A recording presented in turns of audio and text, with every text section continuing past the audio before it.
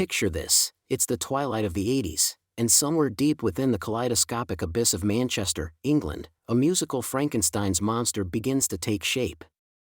Stitched together from the threads of indie rock, acid house, and psychedelic pop, the creature awakens, and with it, the Madchester music scene is born.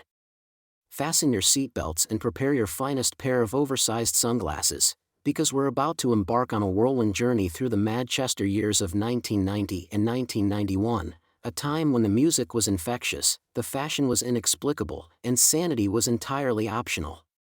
Before we dive headfirst into the rabbit hole, let's set the stage. Manchester, home to rainstorms of biblical proportions and a football rivalry that could make Godzilla and Mothra seem like playground squabblers, was about to become ground zero for a cultural explosion.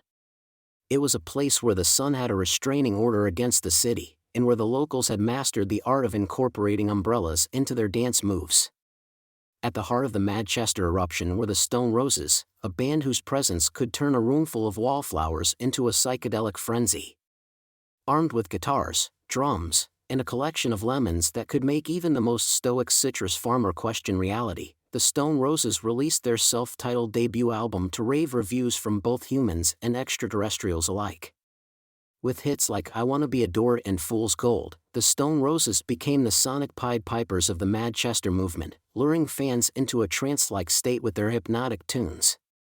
Hot on the heels of the Stone Roses were the Happy Mondays, a group whose name belied the fact that their music could make any day of the week feel like an acid trip through Willy Wonka's factory.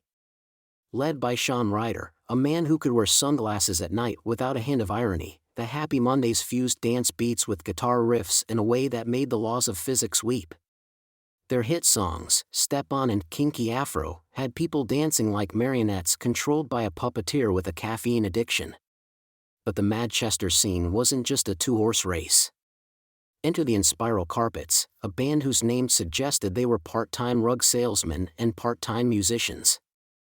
Sporting haircuts that challenged the very concept of aerodynamics, the Inspiral Carpets unleashed an organ-driven sound that resonated with fans like a tuning fork to the brain. Their melancholic anthem, This Is How It Feels, had listeners swaying like a field of wheat in a hurricane. Of course, we can't forget the Charlatans, a group whose dictionary-derived name served as a siren call for music lovers seeking something fresh and bizarre. The Charlatans' keyboard-driven sound had fans grooving like they'd been possessed by the spirit of 1,000 disco balls. Their debut album, Some Friendly, cemented their place in Madchester history and fueled many a heated debate over whether the synthesizer was, in fact, a gift from the gods. At the nucleus of the Madchester madness was the Hacienda nightclub, an establishment where the line between reality and hallucination was as blurred as the vision of its patrons. Frequented by bands and fans alike, the Hacienda was a melting pot of musical innovation, avant-garde fashion, and questionable decisions.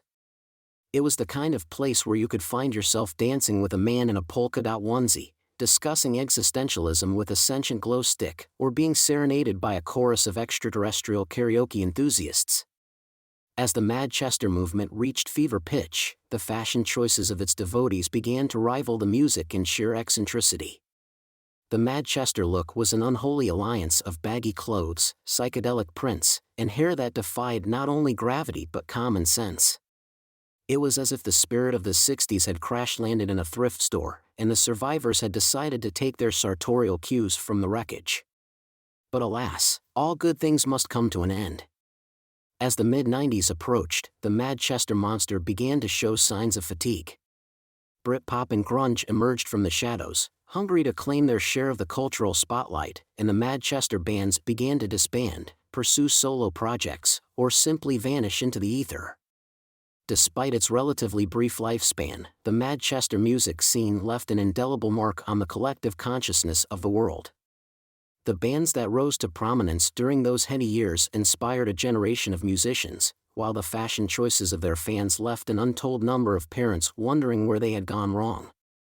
Today, we can look back on the Madchester years with a mix of nostalgia, bewilderment, and a healthy dose of what on earth were we thinking? It was a time of musical innovation, creative freedom, and unbridled lunacy. And while we may never see another cultural phenomenon quite like it, one thing is certain: the Madchester scene will forever hold a special place in the annals of music history, nestled comfortably between the chapter on theremin solos and the section on the fine art of cowbell playing. So, let us raise a toast to the Madchester years of 1990 and 1991, a time when insanity was not only encouraged but celebrated, and when the line between genius and madness was as thin as the fabric of a tie-dye t-shirt. It was a wild ride, and we wouldn't have it any other way.